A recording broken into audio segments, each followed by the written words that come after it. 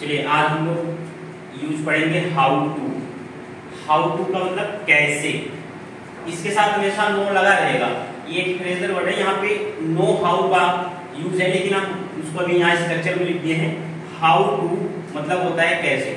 इसका जो present tense में जो इसका रूल होगा, प्रेजेंट टेंस में इसका रूल क्या हो जाएगा, सबसे पहले सब्जेक्ट आएगा, सबसे पहले सब्जेक्ट प्रेजेंट टेंस में, इसके बाद नो या नोज।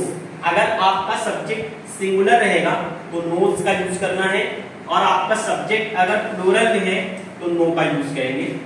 फिर हाउ टू का यूज करना है। हाउ टू के बाद वर्ब की फर्स्ट फॉर्म लिखेंगे, वर्ब की फर्स्ट फॉर्म के साथ ऑब्जेक्ट और अदर वर्ड लिखेंगे। जब निगेटिव सेंटेंस बनाएंगे तो निगेटिव में सबसे पहले सब्जेक्ट आएगा। अब प्रेजेंट टेंस का है तो डू नॉट और डज नॉट का यूज करेंगे निगेटिव में, तो सब्जेक्ट प्लस डू नॉट या does not, do not does not. इसके बाद फिर नो का यूज करना है, नो, फिर हाउ टू, वर्ब की first form object other word लिखेंगे।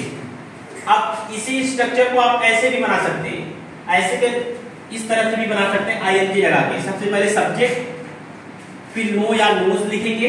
जैसे अगर सब्जेक्ट आपका सिंगुलर है तो नोज का यूज करना है, प्लूरल रहेगा तो नो का यूज करना है।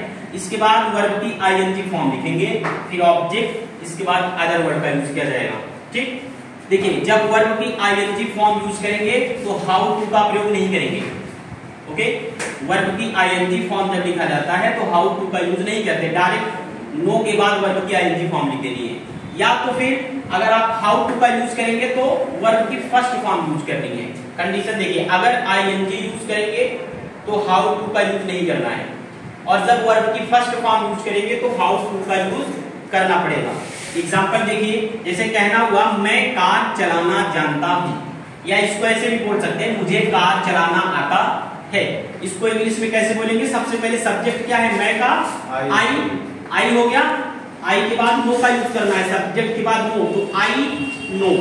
ठीक, इसके बाद how to, I know how to, how to के साथ वर्ब की फर्स्ट फॉर्म यूज करेंगे तो क्या हो जाएगा, ड्राइव।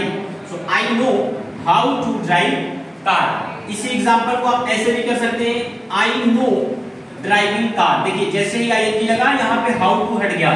जब हाउ टू लगेगा तो फर्स्ट फॉर्म यूज करेंगे, आईएनजी लगेगा तो हाउ टू का यूज नहीं करना है। तो क्या हो जाएगा, I know I know driving car.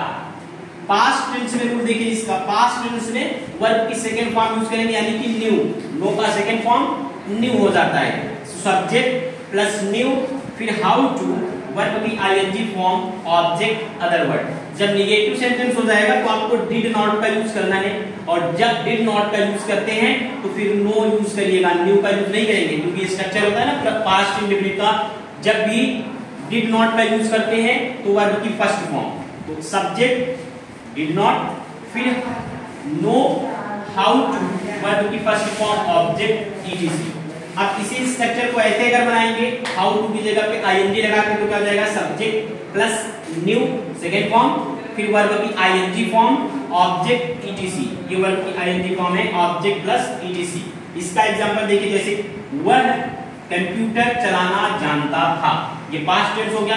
था पास्ट टेंस की पहचान होती है, वह कंप्यूटर चलाना जानता था। सब्जेक्ट क्या है, ही, पास्ट में है तो न्यू का यूज करेंगे, he knew how to, computer चलाने का, ऑपरेट कंप्यूटर का computer, he knew how to operate computer. अब किसी को अगर आईएनजी में लगा के बोलना हो तो ही न्यू ऑपरेटिंग कंप्यूटर। जब आईएनजी लगेगा तो हाउ टू का यूज नहीं करना है, हाउ टू का यूज करेंगे तो उसके साथ वर्ब की फर्स्ट फॉर्म का यूज करना है।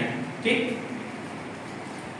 देखिए उसे अंग्रेजी बोलना आता है, या वह अंग्रेजी बोलना जानता है। कैसे बोलेंगे इंग्लिश में, उसे का सबसे पहले ही यूज करना है, ही। अब यहाँ पे सब्जेक्ट आपका सिंगुलर हो गया, जब आपका सब्जेक्ट सिंगुलर हो जाएगा तो यहाँ नो में एस का यूज करेंगे तो नोज हो जाएगा, ही नोज हाउ टू। अब वर्ब की फर्स्ट फॉर्म स्पीक इंग्लिश, क्या हो जाएगा, he knows how to speak English.